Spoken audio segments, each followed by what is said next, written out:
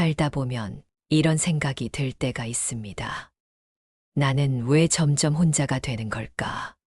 사람이 줄어드는 게 좋은 걸까? 나쁜 걸까?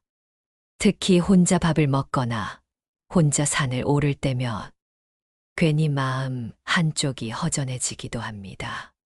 주변에 사람이 많아야 잘 사는 것 같고 친구가 많아야 인생이 풍요로운 것처럼 느껴지는 세상에서 혼자는 늘 외로움의 상징처럼 여겨지기 때문입니다. 하지만 부처님께서는 이 생각과는 전혀 다른 방향에서 삶을 바라보셨습니다. 부처님은 혼자를 불행으로 보지 않으셨고, 오히려 혼자 있을 수 있는 상태를 하나의 복으로 말씀하셨습니다. 오늘은 그 이야기를 차분히 마음을 조급하게 하지 않고 함께 나눠보려 합니다.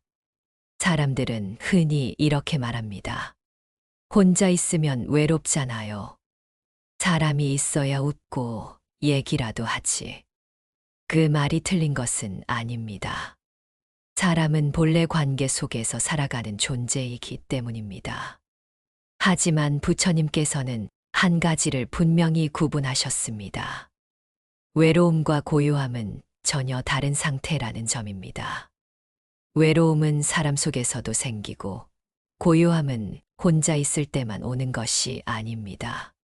사람들 틈에 있어도 마음이 늘 긴장돼 있고, 말 한마디 한마디를 곱씹어야 하고, 집에 돌아와서도 그날의 표정과 말이 계속 떠오른다면, 그것은 혼자가 아니라 마음이 쉬지 못하는 상태입니다.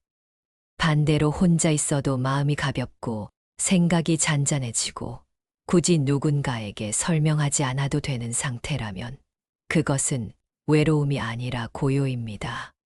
부처님께서는 수행 중 대부분의 시간을 혼자 보내셨습니다. 숲에서, 나무 아래에서, 조용한 길 위에서 스스로의 마음을 바라보셨습니다. 그 이유는 단순합니다. 사람이 많을수록 마음의 소리는 작아지고 혼자일수록 마음의 소리는 또렷해지기 때문입니다. 우리가 혼자를 두려워하는 이유는 사실 혼자여서가 아닙니다. 남들과 비교하게 되기 때문입니다. 나는 왜 이렇게 혼자지? 다른 사람들은 다 잘 어울리는데. 이 비교심이 마음을 불안하게 만들고 혼자를 결핍처럼 느끼게 만듭니다. 부처님께서는 비교를 고통의 뿌리 중 하나로 보셨습니다. 비교하는 순간 삶은 지금 이 자리에서 벗어나 남의 삶으로 흘러갑니다. 그리고 그때부터 우리는 내 인생을 사는 것이 아니라 남의 기준을 따라 살게 됩니다. 혼자 밥을 먹으면서도 휴대폰을 들여다보며 남의 삶을 보고 혼자 걷는 길에서도 괜히 주변을 살피며 스스로를 평가합니다. 이때 생기는 허전함은 혼자여서가 아니라 자기 자신과 함께 있지 못하기 때문입니다. 부처님께서 말씀하신 혼자의 복은 바로 여기서 시작됩니다. 혼자는 결핍이 아니라 분별이 멈춘 상태입니다. 누군가에게 잘 보이려 애쓰지 않아도 되고 말 실수를 걱정하지 않아도 되며 굳이 웃지 않아도 되는 시간. 그 시간 속에서 마음은 서서히 본래의 속도로 돌아옵니다. 혼자 등산을 한다는 것은 단순히 사람이 없다는 뜻이 아닙니다. 남의 걸음에 맞추지 않고 숨이 차면 쉬고 경치가 좋으면 멈출 수 있는 자유입니다. 혼자 밥을 먹는다는 것도 쓸쓸함이 아니라 내 몸과 마음의 상태를 가장 잘 살피는 시간입니다. 부처님께서는 자기 마음을 돌볼 수 있는 사람은 이미 많은 것을 가진 사람이라 하셨습니다. 누군가가 곁에 있어야만 안정되는 마음은 아직 흔들리고 있는 마음이지만 혼자서도 편안할 수 있는 마음은 이미 단단해진 마음입니다. 많은 분들이 이렇게 묻습니다. 그럼 친구가 없어도 괜찮은 건가요? 부처님의 답은 분명했습니다. 인연은 많고 적음의 문제가 아니라 맑고 흐림의 문제라는 것입니다. 살다 보면 자연스럽게 사람이 줄어듭니다. 이것은 실패가 아니라 분별의 결과입니다. 말을 많이 하지 않아도 편한 사람, 설명하지 않아도 이해해 주는 사람만 남게 되는 과정입니다. 그 과정이 괜히 마음을 아프게 만들지만 사실은 인생이 정리되고 있다는 신호이기도 합니다. 부처님께서는 억지 인연을 경계하셨습니다. 의무감으로 만나는 관계, 죄책감으로 이어지는 인연은 결국 마음을 닳게 만들기 때문입니다.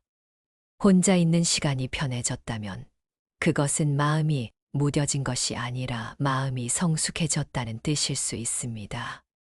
혼자 있는 시간이 주는 복은 분명합니다. 그 복은 눈에 보이는 성취나 결과가 아니라 마음이 닳지 않게 지켜지는 데서 시작됩니다. 첫째, 마음이 덜 닳습니다.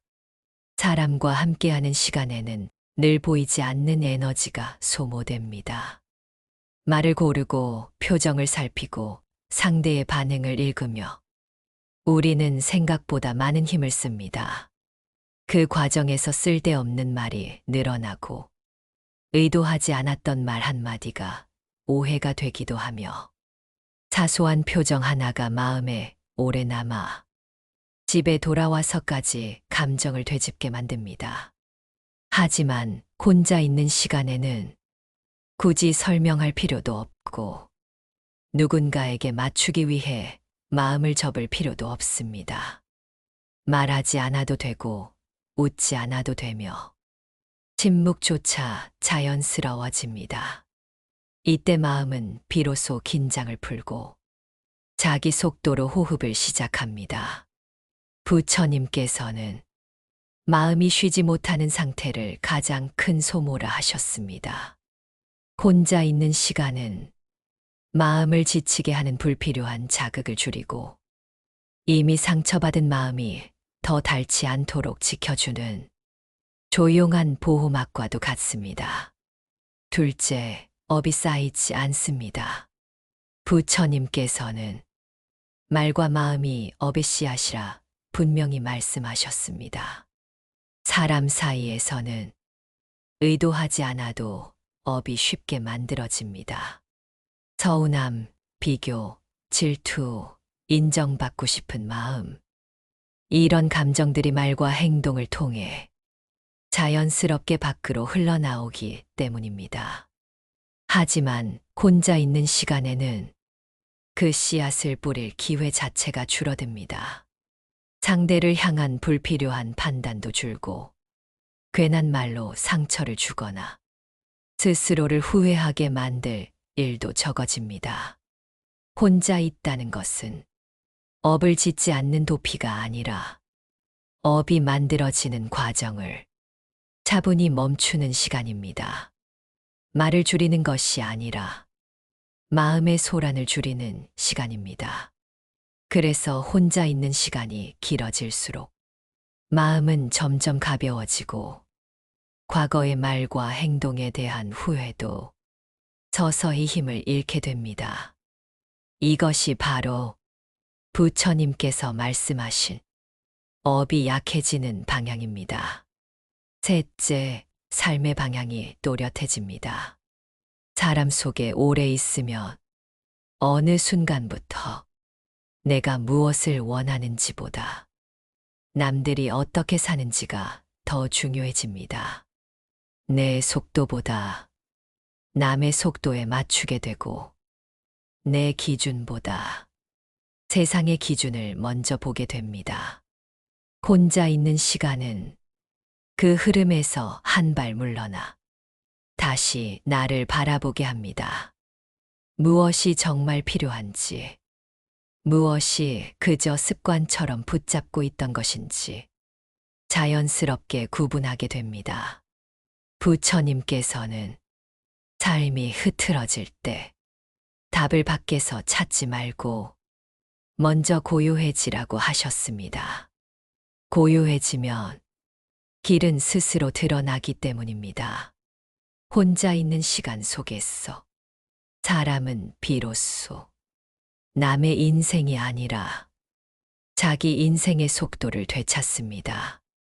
서두르지 않아도 되고, 뒤처졌다고 느끼지 않아도 되며, 지금 이 자리에서 충분히 살아가고 있다는 감각을 다시 회복하게 됩니다. 그래서 혼자 있는 시간은 비어 있는 시간이 아니라 삶의 방향을 다시 정렬하는 아주 중요한 수행의 시간입니다. 물론 부처님께서 고립을 말씀하신 것은 아닙니다. 필요한 인연은 소중히 하되 집착하지 말라는 가르침이었습니다. 혼자 있을 줄 아는 사람만이 관계 속에서도 흔들리지 않습니다. 혼자 있을 수 없는 마음은 관계 안에서도 늘 불안합니다. 지금 혹시 혼자 밥을 먹고, 혼자 길을 걷고, 혼자 산을 오르며, 괜히 마음이 쓸쓸해진 분이 계시다면, 이렇게 한번 생각해 보셔도 좋겠습니다. 나는 지금 외로운 게 아니라 조용해지고 있는 중일지도 모른다. 부처님께서는 고요를 이렇게 말씀하셨습니다. 고요는 부족함이 아니라 이미 채워진 상태다. 혼자라는 이유로 스스로를 부족하다고 여기지 마십시오. 혼자일 수 있다는 것은 이미 마음에 머물 자리가 있다는 뜻입니다. 그 자리는 누구에게도 빼앗기지 않는 가장 안전한 복의 자리입니다. 오늘 이 말씀이 당신의 혼자인 시간을 조금은 따뜻하게 바라볼 수 있는 계기가 되기를 바랍니다. 부처님의 가르침이 오늘도 당신의 마음에 조용한 쉼이 되기를 축원합니다. 구독과 좋아요는 저에게 큰 힘이 됩니다.